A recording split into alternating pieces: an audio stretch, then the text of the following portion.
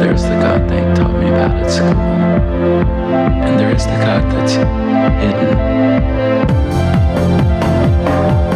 That's the God I met. That's the God I met. My mind is in a state, 'cause all I seem to do is tempt my fate. This time.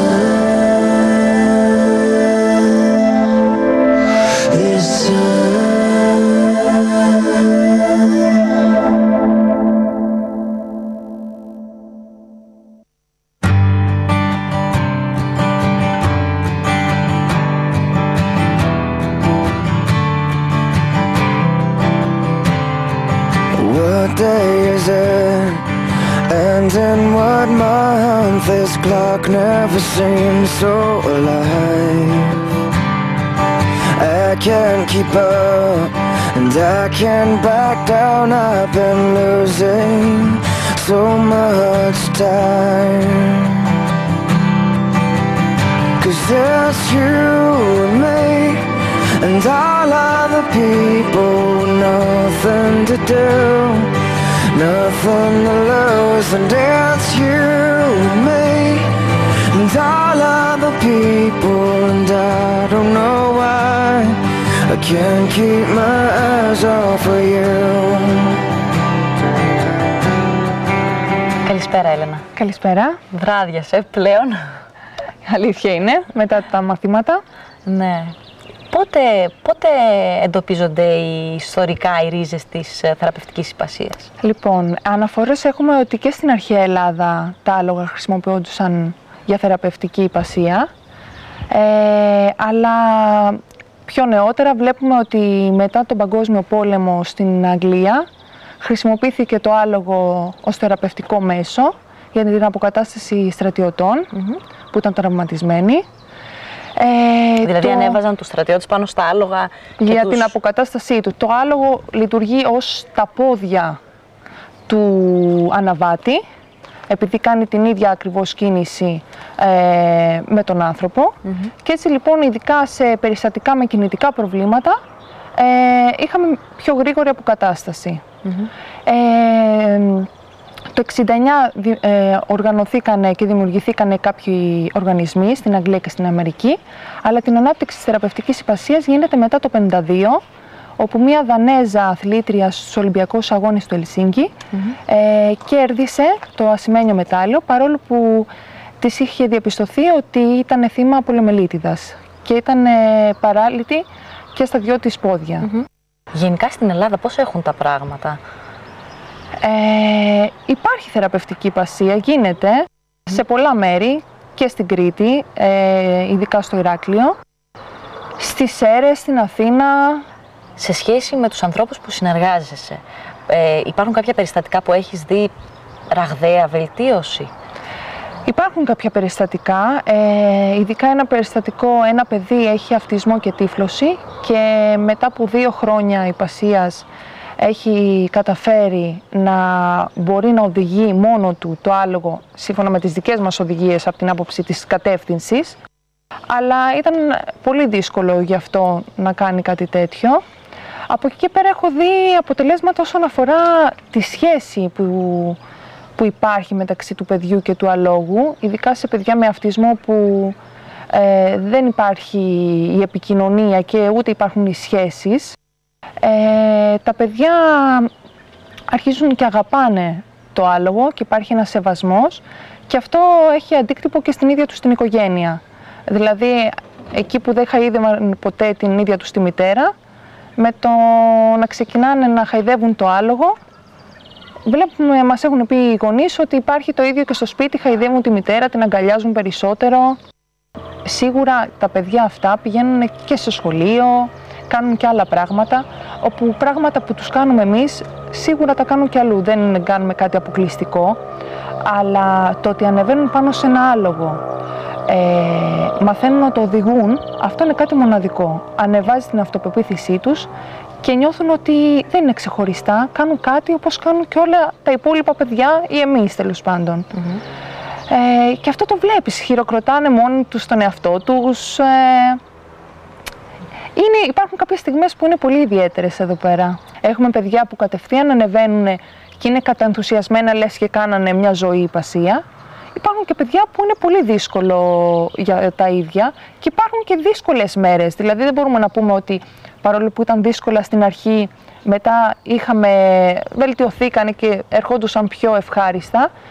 Αλλά μετά υπάρχουν ημέρες οι δύσκολες για τα παιδιά, ειδικά με τον αυτισμό.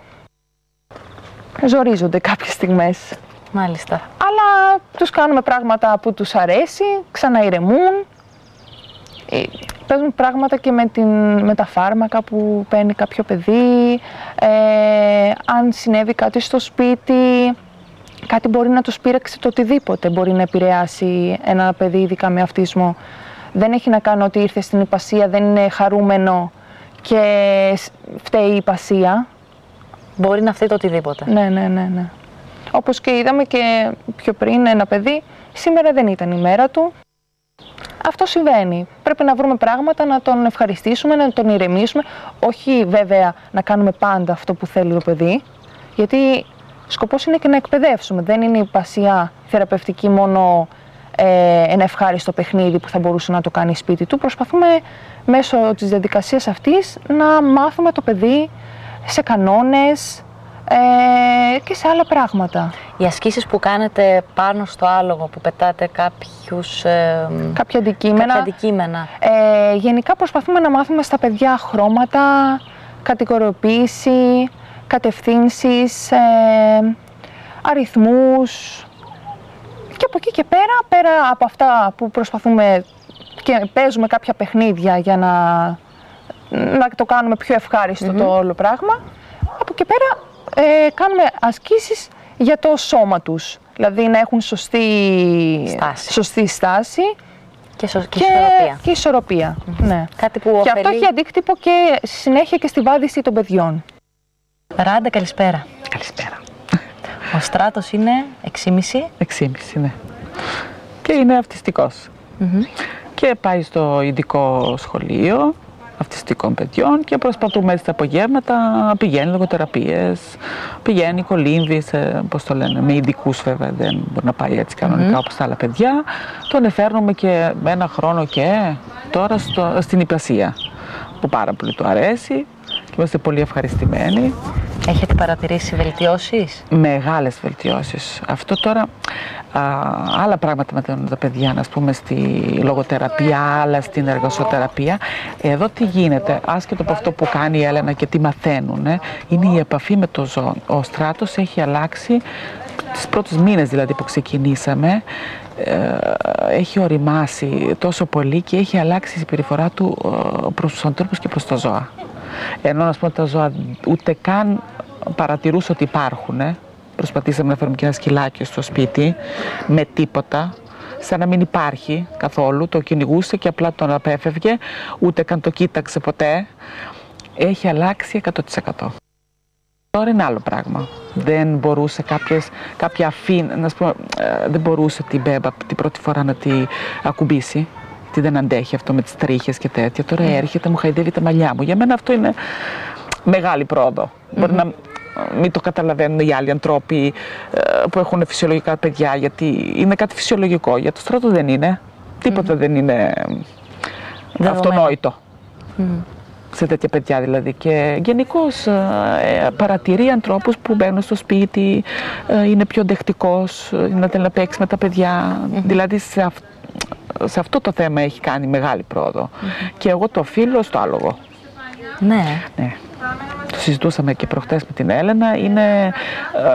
Δεν μπορώ να πω ότι δεν είναι αυτό που το μαθαίνουν εδώ. Είναι αυτό που κάνει πάνω στο άλογο. Τώρα τι γίνεται δηλαδή γιατί ακριβώς με το άλογο δεν ξέρω. Ούτε αυτοί ξέρουν να το εξηγήσουν, έτσι δεν είναι. Αυτά είναι τώρα κάποια... Έτσι μαθαίνει να επικοινωνεί. Θεωρείς ότι ο κόσμος γνωρίζει Καθόλου δεν γνωρίζει. Γνωρίζει για τον αυτισμό? Όχι. Και είναι κάτι που είναι καινούριο και είναι στατιστικές δείχνουν τα τελευταία. Άκουσα, ας πούμε, 1 στα 100 παιδιά και 1 στα 77 αγόρια γεννιέται αυτιστικό αυτή τη στιγμή. Είναι σε έξαρση αυτό το πράγμα, δηλαδή θα το βρούμε μπροστά μας. Όταν πήγε ο Στάτος στον νηπιαγωγείο, αυτό που είπα, ήταν ένα παιδί, μετά ήταν του χρόνου 3 και τον άλλο χρόνο, πέρσι δηλαδή, γραφτήκανε 10 παιδιά. Που σημαίνει ότι αυξάνεται. Πάρα πολύ. Από το 2002 και έπειτα πάρα πολύ. Εκεί που ήταν δηλαδή στα 500 ή στα 1000 παιδιά ένα, τώρα είναι στα 100. Στα αγόρια είναι στα 77. Δηλαδή είναι κάτι ανάμεσά μας. Και ο κόσμος δεν το γνωρίζει. Εσάς σαν οικογένεια, Ναι. σας έχει κάνει να εκτιμήσετε πράγματα τα οποία άλλοι τα έχουν δεδομένα? Βεβαίως. Πάρα πολλά. Γιατί σας είδα και τους δύο και σαν γονείς και είστε τόσο καλόχαροι, τόσο θετικοί άνθρωποι, εντάξει. που Έτσι πρέπει. δεν το βλέπεις συχνά αυτό γενικά. Εμείς χαιρόμαστε με μικροπράγματα που έχουν σχέση με το Στράτο ή με το άλλο παιδί που, ας πούμε, οι άλλοι άνθρωποι που το θεωρούν δεδομένα, μπορεί να μην δίνουν καμία σημασία. Και όμως έχουν μεγάλη σημασία στη ζωή μας. Όταν δεν τα έχουμε, τότε τα εκτιμάμε, έτσι δεν είναι? Έτσι είναι αυτά. Θα συνεχίσετε να έρχεστε στη θεραπευτική υπασία? Βεβαίως. Βεβαίως. Όσο θέλει και όσο αντέξει, γιατί πιστεύω ότι τους κάνει μεγάλο καλό. Γιατί εντάξει, μπορεί τώρα να μην ήταν πολύ καλά λόγω επειδή είμαστε όλοι εδώ, γιατί ποτέ δεν ξέρεις τι μπορεί να τον βγάλει εκτός. Ας πούμε, αυτό είναι τώρα εμείς τώρα που τον γνωρίζουμε και προσπαθούμε να καταλάβουμε αυτό τον ενοχλεί, μήπως το άλλο τον ενοχλεί, ή πώς το λέω, από τις αντιδράσεις του προσπαθούμε, ξέρω εγώ, να καταλάβουμε τι θέλει. Αυτή είναι η δυσκολία του προβλήματος. Μερικοί άνθρωποι το καταλαβαίνουν πιο εύκολα. Ας πούμε, ο Άκης είναι καταπληκτικός. Επειδή ακριβώς έχει επαφή με τα ζώα, εγώ πιστεύω ότι, ας πούμε, όταν δεν ήθελε να ανεβεί ο Στράτος στο άλογο, το μεταχειρίστηκε τόσο ωραία. Ήξερε ακριβώς πώς να του δώσει κίνητρο να ανεβεί.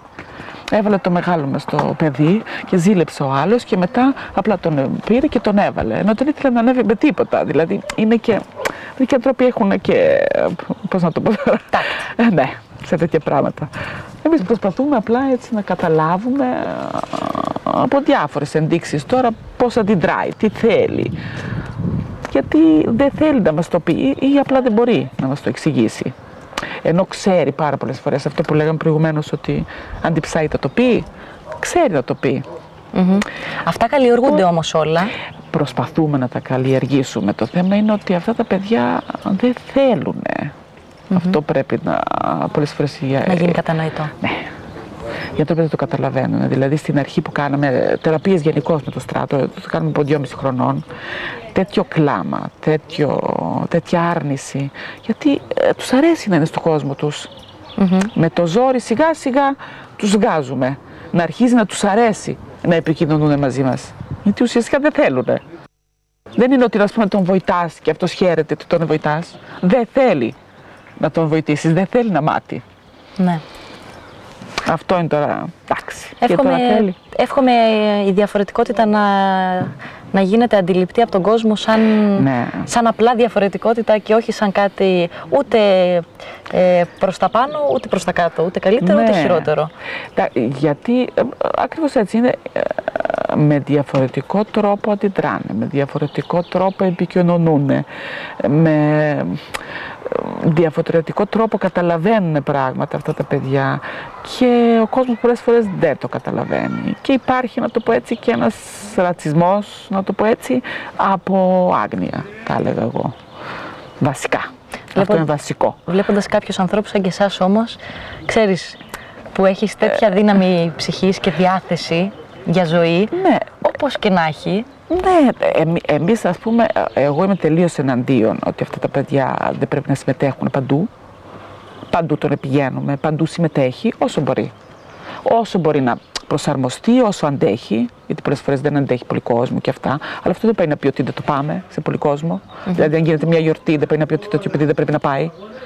Η δική μου γνώμη είναι ότι πρέπει οπωσδήποτε να πάει και όσο πιο συχνά πηγαίνει, τόσο πιο εύκολα τα μάθει.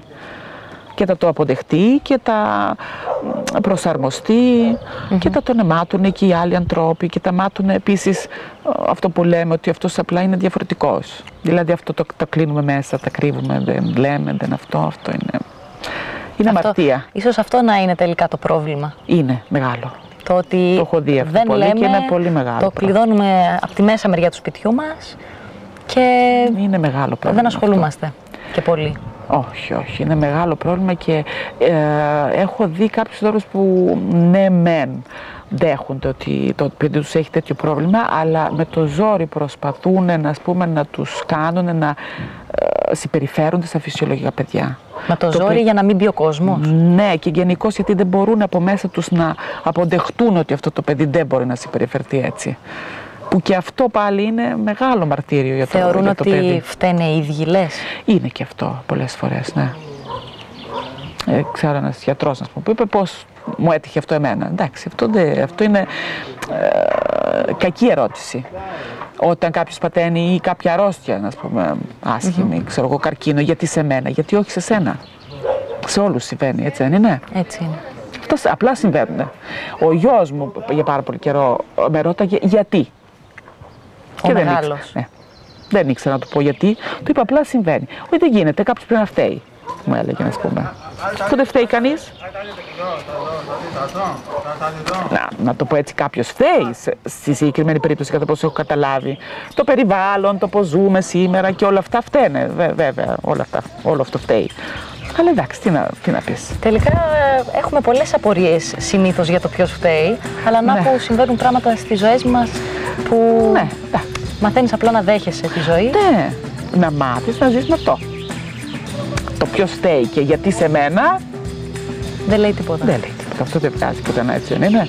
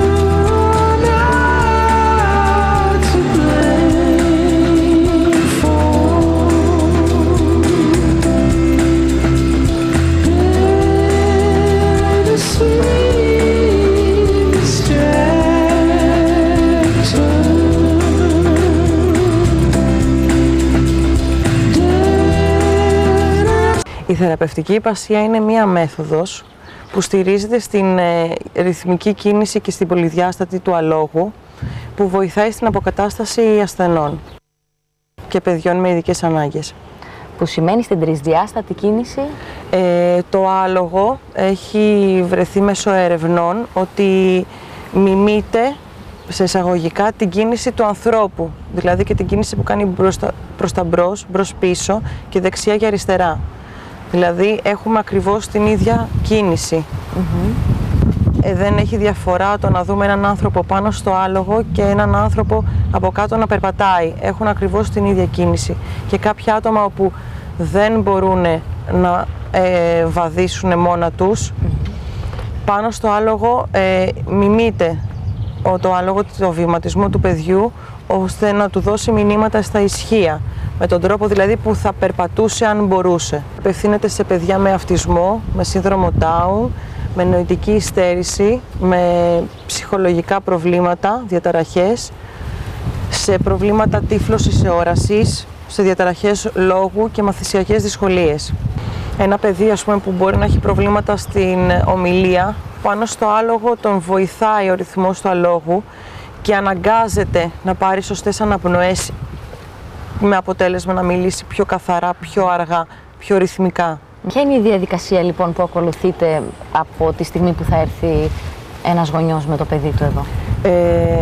Λαμβάνουμε ένα ιστορικό, παίρνουμε τη διάγνωση του παιδιού και μετά ερχόμαστε σε επαφή με το παιδί και προσπαθούμε κατευθείαν να ανέβει στο άλογο και να ξεκινήσουμε κάποια δραστηριότητα πρώτη, να δούμε δηλαδή πώς ανταποκρίνεται το παιδί, σε ποιες κινήσεις, σε ποιες ασκησούλες, σε ποια παιχνιδάκια πώς ανταποκρίνεται. Από εκεί και πέρα μιλάμε με τον λογοθεραπευτή του, με τον οργοθεραπευτή του, με ψυχολόγο που παρακολουθεί το παιδί και πάνω κάτω παίρνουμε κάποιες οδηγίες. Μάλιστα, οπότε φτάνει η στιγμή να ανέβει το παιδί πάνω στο άλογο. Αν αρνείται να ανέβει, τι γίνεται σε αυτή την περίπτωση? Γιατί έχω δει την περίπτωση, ας πούμε, που κάποιο παιδί μου είπατε ότι δεν ήθελε να ανέβει και τώρα τα λατρεύει τα άλογα.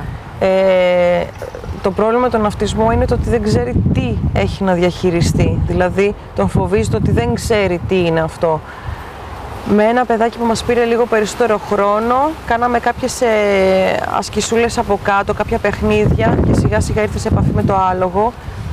Μετά μπόρεσε να ανέβει πάνω στο άλογο με τον καιρό και με το που ανέβηκε στο άλογο ήξερε όλες τις δραστηριότητες, γιατί απλά τις έβλεπε, ακόμα και αν ήταν κάτω και δεν το δεχότανε, τις έβλεπε και τις ήξερε. Και αυτή τη στιγμή μπορεί να παλεύει με τον αδερφό του για το ποιος θα ανέβει πρώτος. Η διαδικασία λοιπόν ξεκινάει με την επαφή, καταρχάς να δεχθεί να ανέβει πάνω στο άλογο. Μετά από αυτό το στάδιο, ποια είναι, τι άλλο Μετά από αυτό το στάδιο ξεκινάμε κάποιες δραστηριότητες πάνω στο άλογο.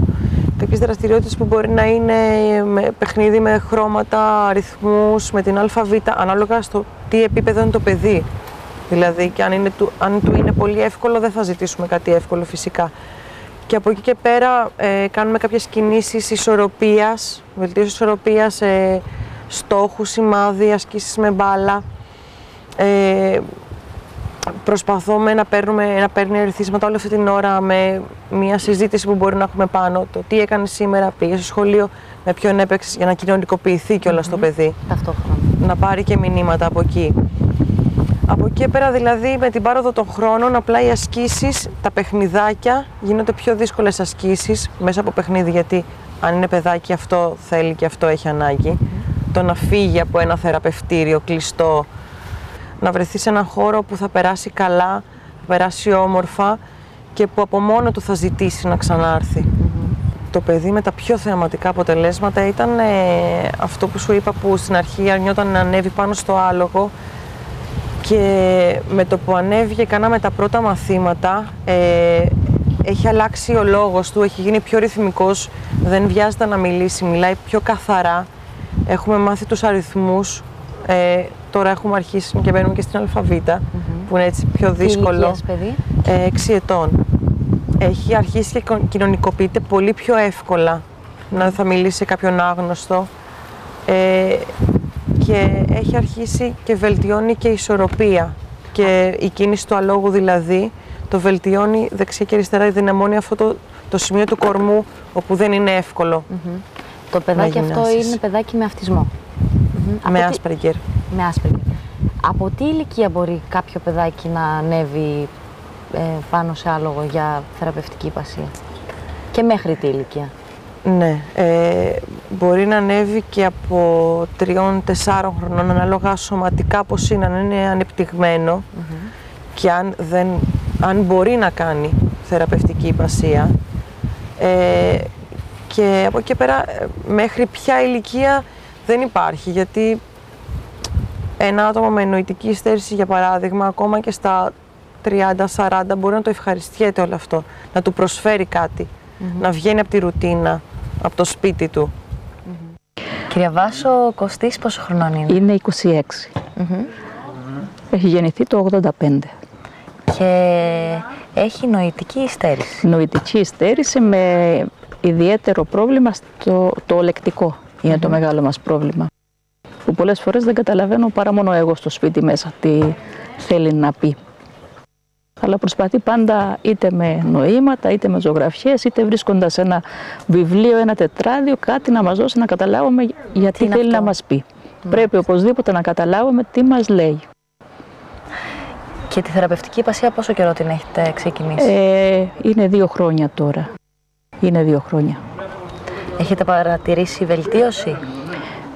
Πολύ μεγάλη βελτίωση έχει, διότι και η ισορροπία του έχει βελτιωθεί, ισιώνει την πλάτη, τα αντανακλαστικά, σε πολλά πράγματα βοηθάει η υπασία. Η συνεργασία με το ζώο, όλα αυτά τα πράγματα έχουν επηρεάσει τον Κωστή και αγάπησε τα ζώα, ιδιαίτερα αγάπησε τα ζώα. Το βλέπει και σαν διασκέδαση. Βεβαίως. Η μεγαλύτερη του χαρά είναι να έρθει στην υπασία. Κάνει και άλλα μαθήματα, αλλά η πιο μεγάλη του χαρά είναι να έρθει στην υπασία. Με τι άλλο ασχολείται? Ασχολείται με το κολύμπι από το 1992, ασχολείται με το bowling τώρα 4-5 χρόνια, ασχολείται με γυμναστήριο, μπόσια, έκανε πολύ παλιά μπόση. Κάνει και κοπηλασία. Κοπηλασία, πηγαίνει τώρα φέτος. Αυτά. Αν βρει και κάτι άλλο θα μου πει να πάμε. Πώς βλέπετε γενικά την στήριξη του κράτους σε πράγματα και σε θέματα παιδιών που είναι σαν το δικό σας? Το σχολείο που πήγαινε παλιά, το κέντρο αποκατάστασης, το σχολείο που πηγαίνει τώρα τα ΕΕΚ στον Προφήτη Ηλία, προσφέρουν στα παιδιά ό,τι μπορούν περισσότερο στον αθλητισμό. Είτε στο ποδόσφαιρο, είτε στο κολύμπι, είτε μπάσκετ, ποδηλασία, ιδιαίτερα ποδηλασία που ο Κωστής ανεβαίνει και στο ποδήλατο, δεν σας είπα προηγουμένως. Επίσης τα έχει βοηθήσει πάρα πολύ ο ΝΟΧ, ο οποίος τους έχει κάνει το τμήμα της ειδικής άθλησης από το 1992 με κάποιες χορηγίες ανθρώπων ευγενώς προσφερθέντων, τους οποίους ευγνωμονούμε, διότι ήταν οι οικονομικοί αιμοδότες και έτσι ξεκίνησε το τμήμα στα Χανιά και τα βοήθησαν πάρα πολύ τα παιδιά γενικώς στην άθληση. Στο bowling ύστερα τα βοήθησαν από τα Special Olympic, τα έχουν αναλάβει και τα γυμνάζουν εκεί στο Βλητέ. Στη Σούδα είναι δωρεάν τα μαθήματα, διότι ο Δήμος τα έχει και εκεί προγραμματίσει. Στο γυμναστήριο που έκαναν με βάρη, με διάφορα πράγματα, τα οποία ήταν πολύ ωφέλιμα για τον Κωστή εμένα. Επίσης ο Δήμος είχε κάνει πρόγραμμα στο κολυμβητήριο, τους ευχαριστούμε όλους, και πήγαιναν τα παιδιά το μεσημέρι μετά το σχολείο τους. Μετά το σχολείο τους, όποιοι γονείς θέλανε και είχαν διάθεση βέβαια, διότι δυστυχώς, και το λέω αυτό το πράγμα και το τονίζω, οι γονείς δεν κινούν τα παιδιά πέραν από τις σχολικές δομές που υπάρχουν. Είναι ελάχιστοι εκείνοι που θα τα πάνε, δηλαδή είμαστε 5-6 που θα το βγάλουμε μετά το σχολείο σε κάποιο μάθημα. Οι γονείς που εσείς βλέπετε ή δεν βλέπετε σε αυτές τις δραστηριότητες, εσάς τι σας δείχνει αυτό? Οι γονείς που αποδέχονται το πρόβλημα, νομίζω, κινούν τα παιδιά τους. Εγώ έτσι το νομίζω. Και δει σε δημόσιους χώρους όπως είναι το κολυμβητήριο, όπως είναι το γυμναστήριο κλπ. Εγώ νομίζω ότι όσοι τα αποδέχονται τα παιδιά τους όπως είναι και όχι όπως θα ήθελαν να είναι, νομίζω ότι τα κινούν τα παιδιά τους. Οι υπόλοιποι που δεν αποδέχονται πιθανόν το πρόβλημα, τα αφήνουν μέσα στην τηλεόραση, δεν ξέρω πού αλλού. Βέβαια, το να έχει ένα παιδί δραστηριότητες δείχνει κατευθείαν και μια άλλη διάθεση από μέρους του. Νομίζω ότι όταν το παιδί θα βγει έξω και θα ακολουθήσει μια δραστηριότητα αθλητική, λέω εγώ από τη δική μου την περίπτωση, όταν ακολουθήσει μια αθλητική δραστηριότητα δεν είναι δύσκολο να πάει στη δεύτερη, να πάει στην τρίτη, εφόσον τα έχει επιδόσεις στην πρώτη. Είτε κολύμπι το λένε, είτε bowling το λένε, είτε μπάσκετ κλπ. Νομίζω ότι δεν είναι καθόλου δύσκολο να πάει στη δεύτερη και στην τρίτη, αλλά νομίζω ότι είναι να έχει διάθεση και το παιδί. Στην προκειμένη περίπτωση τη δική μας δεν υπάρχει περιορισμός δραστηριοτήτων. Δόξα τω Θεώ μέχρι τώρα. Βλέποντας κάποιος τον Κωστή, συνειδητοποιεί ότι αυτό το παιδί εκφράζει πάρα πολύ τη χαρά του. Είναι ευτυχισμένος. δεν του λείπει, φαίνεται σαν να μην του λείπει κάτι. Ο Κωστής είναι το βασικό, ότι με το που βγήκε έξω και είχα αναγκαστεί εγώ να τον πάρω μαζί μου στο μαγαζί παλιά, τον αποδέχτηκε η κοινωνία όπως ήταν. Άρχισε ο Κωστής να κοινωνικοποιείται στην ηλικία των 9 χρονών, των 8 χρονών, των 9, να με βοηθά στο μαγαζί, να δίδει αντικείμενα, να παίρνει, να κάνει, να δείχνει. Οπότε δεν δυσκολεύτηκε να τον αποδεχτεί η κοινωνία όπως είναι. Κάτι που... Επίσης, τον αποδεχτήκανε οι γιατροί του, τον αποδεχτήκανε στο φαρμακείο, τον αποδεχτήκανε στην τράπεζα, στο ταχυδρομείο, όπου και να πηγαίναμε, ο Κωστής να υπογράψει έστω με το κουγου. Τίποτα άλλο. Λέει, βάλε Κωστή την υπογραφή σου. Εσύ Κωστή υπέγραψε. Οπότε ο Κωστής αισθάνεται, έχει τα πάνω του πάρει και αισθάνεται ευτυχισμένος, διότι βλέπει και την αποδοχή και ο ίδιος την αισθάνεται και την καταλαβαίνει. Ο ίδιος μόνος του το καταλαβαίνει, διότι δεν είναι ένα παιδί που δεν καταλαβαίνει, αντιλαμβάνεται πλήρως. Μπορεί να μην καταλάβει τι του λέει κάποιος, να μην καταλάβει ο άλλος τι λέει ο Κώστας, αλλά ο Κωστής αντιλαμβάνεται πλήρως τι του λένε οι άλλοι. Αυτή είναι η διαφορά. Και παράλληλα είστε κι εσείς πλήρες, γιατί έχετε φέρει το παιδί αυτό σε αυτή την επικοινωνία με τον κόσμο. Ευτυχισμένη αισθάνομαι, δεν μπορώ να πω ότι αισθάνομαι δυστυχισμένη, διότι αποδέχτηκα το πρόβλημά μου όπως είναι. Είδα ότι κατόρθωσα πολλά πράγματα, οπότε αισθάνομαι κι εγώ ικανοποιημένη με αυτό το πράγμα που βλέπω τώρα και την αποδοχή που έχει ο Κωστής από όλο τον κόσμο, την αποδοχή που έχει. Διότι αυτός θα μιλήσει και στο γιατρό, θα μιλήσει και στο νοσοκόμο, θα μιλήσει και στον έμπορα, θα μιλήσει σε οποιονδήποτε δει στον δρόμο, ο οποίος είναι φίλος του, όχι άσχετοι άνθρωποι. Ναι. Όχι άσχετοι άνθρωποι. Ούτε θα πάει να χαιρετήσει επειδή έτσι του ήρθε να χαιρετήσει. Τον άνθρωπο αυτό τον έχει συνειδητοποιήσει, είναι ο τάδε, κάνει την τάδε δουλειά, πηγαίνω ή δεν πηγαίνω, με βοηθάει ιατρικά ή δεν ξέρω πώς. Ή δάσκαλός μου είναι ή δεν ξέρω τι. Έχοντας μια τέτοια μαμά σαν και εσάς, κυρία Βάσο μου, που είστε γλυκύτατοι και βγάζετε, η ηρεμία βγαίνει από μέσα σας, σας το είπα και χωρίς κάμερες, θα σας το πω και στις κάμερες μπροστά. Νομίζω ότι δεν έχετε στερήσει καμία δυνατότητα από τον Κωστή. Προσπαθούμε, γιατί δεν τον βοήθησα μονάχα εγώ, τον βοήθησαν και τα αδέρφια του. Διότι τον αποδέχτηκαν και τα αδέρφια του όπως ήταν. Μπορεί μικρό, επειδή είχαν κάποια διαφορά γύρω στα 10 χρόνια, 7, 9 και 11 χρόνια τα αδέρφια του, στην αρχή στενοχωριόταν ότι δεν μιλούσε, αλλά ύστερα τον αποδεχτήκαν έτσι. Τον βοήθησαν ύστερα και στα αθλητικά μαθήματα. Του συμπαραστέκονται τώρα ηθικά. Έτσι. Πάλι. Εγώ να ευχηθώ οι υποδομές της Ελλάδας και το κράτος να μεριμνήσει, να πάνε τα πράγματα καλύτερα.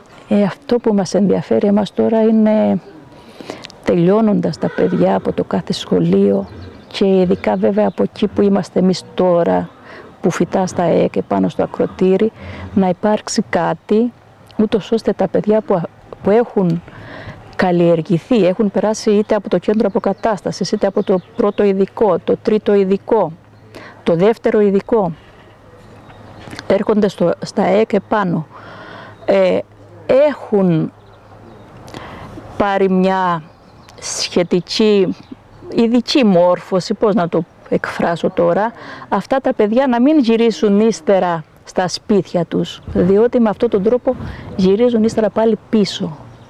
Είναι πίσω στράτημα. Εμένα ή όσα είναι στα Χανιά μέσα, κάτι θα έχουν θα τα πάνε κάπου, σε μια εκδήλωση, θα τα πάνε σε κάποια δραστηριότητα. Αλλά ένα παιδί που είναι από Παλιόχωρα, από Καστέλη κλπ, όλα αυτά τα παιδιά μετά πισωγυρίζουνε, νομίζω. Εύχομαι το κράτος να κάνει κάτι, ο Δήμο μας, έτσι. Όλοι αυτοί οι καλοί άνθρωποι να ενδιαφερθούν και να κάνουν κάτι καλό για αυτά τα παιδιά. Για το έπειτα, τελειώνοντας το κάθε σχολείο και το κάθε παιδί, όχι μόνο το δικό μου, όλα τα παιδιά της πόλης μας. Αλεξάνδρα, καλημέρα. Καλημέρα. Πώς και ήρθες εδώ? Τυχαία έπεσε ένα ενημερωτικό φυλάδιο στα χέρια μου και έλεγε για το ωφέλη της θεραπευτικής υπασίας. Εγώ εκείνη την περίοδο ψαχνόμουν, γιατί είχαμε κάποια θέματα με τον Αλέξανδρο. Είχα μια καθυστέρηση λόγου που δημιουργούσε προβλήματα και στην επικοινωνία του και στην κοινωνικοποίησή του γενικότερα. Ήταν εσωστρεφής? Ναι, ήταν λίγο εσωστρεφής. Είχε μια φοβία με τα ζώα, γενικά και στη φύση. Δυσκολευόταν λίγο, ας πούμε, στο νερό, στη λάσπη, σε όλα αυτά. Και ήρθα σε επαφή με τα παιδιά και πήγε πάρα πολύ καλά. Ένα χρόνο τώρα? Ναι, ένα χρόνο σχεδόν. Η συμπεριφορά και η φοβία, ας πούμε, που είχε με τα ζώα ξεπεράστηκε γρήγορα? Ναι, σχετικά μέσα σε ένα μήνα το παιδί ανέβηκε στο άλογο κανονικά. Βέβαια βοήθησε και ο μικρός, που θεωρήσαμε ότι εντάξει, είναι πολύ ωραίο να κάνει και αυτός, χωρίς θέμα βέβαια. Το άλλο παιδί δηλαδή? Το άλλο παιδί, ναι. Τα οποία τα έφερες παρέα? Παρέα μαζί, να ξεκινήσουν σαν παιχνίδι. Και πήγε πάρα πολύ καλά. Τα ωφέλη λοιπόν μετά από ένα χρόνο και από εβδομαδιαία επίσκεψη εδώ? Ναι. Ποια είναι τα ωφέλη λοιπόν? Βασικά έφυγαν έτσι οι φοβίες που είχε, κοινωνικοποιήθηκε πολύ καλύτερα και με τα ζώα έχει καλή επαφή τώρα και με τον κόσμο και η ομιλία του έχει βελτιωθεί. Όλα πάνε πάρα πολύ καλά. Άκη, καλημέρα. Καλημέρα, καλώς ορίσατε. Καλώς σας βρήκαμε. Πόσα χρόνια ασχολείσαι? Αρκετά, από πολύ μικρός. Επαγγελματικά ασχολούμαι 18 χρόνια. Το άλογο είναι ένα ζώο το οποίο πολλά χρόνια είναι κοντά στον άνθρωπο. Πάρα πολλά χρόνια. 6.000 χρόνια κοντά. Έχει εξημερωθεί. Τα παλιότερα χρόνια ήταν ένα μέλος της οικογένειας, μπορούμε να πούμε. Ένα εργαλείο που ήταν απαραίτητο από όλα τα σπίτια των ανθρώπων. Με αυτά μετακινιόντουσαν, κάνανε τις δουλειές τις αγροτικές, τα πάντα. Τώρα πια το άλογο το βρίσκουμε μόνο για λόγους ψυχαγωγίας, για αθλητικούς λόγους. Και για θεραπευτικούς. Για θεραπευτικούς τώρα τα τελευταία 2 χρόνια. Αυτά, αλλά συνήθως το άλογο το έχουμε πιο πολύ για λόγους ψυχαγωγίας και εδώ στον τόπο μας. Στη θεραπευτική υπασία, το άλογο πώς ανταποκρίνεται? Κοίταξε στο να δεις. παιδί, ας πούμε. Στη θεραπευτική υπασία το άλογο το διαλέγουμε και σιγά σιγά το κάνουμε. Γίνεται βοηθός αυτών των ανθρώπων που συνοδεύουν το θεραπευόμενο. Πρέπει να έχει τον ιδιαίτερο χαρακτήρα, τον υπομονετικό, ήσυχο, ώστε να μπορεί να ανταπεξέλθει σε αυτά που του ζητάμε. Διότι τα περισσότερα αυτά που θα του ζητήσουμε μέσα στην εκπαίδευση του αλόγου, που ξεκινάει από όταν είναι πάρα πολύ μικρό, δεν υπάρχουν. Και πρέπει σιγά σιγά να μάθει όλες τις ασκήσεις αυτές που χρειάζονται για να μπορεί να γίνει ένα μάθημα θεραπευτικής υπασίας. Έστω ότι ένας αναβάτης τώρα στη θεραπευτική υπασία, μιας και μιλάμε γι' αυτό, ένα παιδί, ας πούμε, εκδηλώσει μία έντονη συμπεριφορά. Το άλογο πώς θα αντιδράσει? Γι' αυτό σου είπα ότι από την αρχή χρησιμοποιούμε άλογα που είναι ήπιων χαρακτήρων, ήρεμα άλογα και υπομονετικά. Διότι συνήθως για να μπορέσουμε να ανεβάσουμε ένα παιδάκι απάνω που έχει μια αλφα ιδιαιτερότητα, θέλει και το χρόνο του. Τα άλογα είναι φτιαγμένα για να τρέχουν, είναι φτιαγμένα για να κάνουν υπασία με ανθρώπους οι οποίοι τα πάνε λίγο πιο γρήγορα, τους δείχνουν διάφορες άλλες καταστάσεις, εκτός από το να στέκει το άλογο και να περιμένει με πάρα πολύ υπομονή ένα παιδάκι το οποίο δεν ξέρει να το πλησιάσει, φοβάται να μην κινείται το άλογο την ώρα εκείνη. Γιατί έχει το φόβο το παιδί το να το πλησιάσει. Αν λοιπόν και το άλογο αρχίσει και κινείται, που στα μάτια του παιδιού φαίνεται 2 φορές πιο μεγάλο από ό,τι το βλέπουμε εμείς, τότε τα πράγματα δυσκολεύουν. Προσπαθούμε λοιπόν να έχουμε το άλογο σε πλήρη ακινησία, να μην κουνάει καθόλου, ώστε να μπορεί να το πλησιάσει το παιδί, να το χαϊδέψει σιγά σιγά. Σιγά σιγά το σηκώνουμε προς στο ύψος της πλάτης, που να εξοικειώνεται το παιδί με το ύψος του αλόγου. Συνήθως τα άλογα που χρησιμοποιούμε στη θεραπευτική υπασία προσπαθούμε να είναι μέχρι του 1,50, δηλαδή 15 παλάμες από το έδαφος, όπως τα μετράμε εμείς, και όχι ψηλότερα, για να μπορούμε να φτάνουμε κι εμείς να κάνουμε τις ασκήσεις στο παιδί. το άλογο ενστικτωδώς προστατεύει, ναι, βέβαια. Αισθάνεται ότι ο αναβάτης ότι θέλει υποστήριξη. Το άλογο από τη φύση του πράττει ανάλογα με την ένταση που του προκαλούμε. Αν ένας αναβάτης ανέβει πάνω και του δημιουργήσει του αλόγου μία ένταση παραπάνω από αυτή που χρειάζεται, ας πούμε, για να τηρήσει μια άσκηση, τότε το άλογο θα την κάνει νευρικά. Αν είναι ήρεμος, το άλογο θα το κάνει ήρεμα. Αυτό συμβαίνει σε όλη την γάμα της υπασίας. Από όταν μαθαίνουμε μέχρι όταν φτάσουμε σε ένα σημείο εκπαιδευτής. Ποια είναι δηλαδή τα χαρακτηριστικά του που εσύ, έχοντας τόσα χρόνια επαφή μαζί του, μπορείς να πεις ότι το φέρνουν σε μια ιδιαίτερη θέση κοντά στον άνθρωπο? Είναι το ότι, θα σου το πω με μία λέξη και ο καθένας να την ερμηνεύσει όπως νομίζει. Εγώ από τότε που γνώρισα τα άλογα, άρχισα να ξεχωρίζω από τους ανθρώπους. Εντάξει.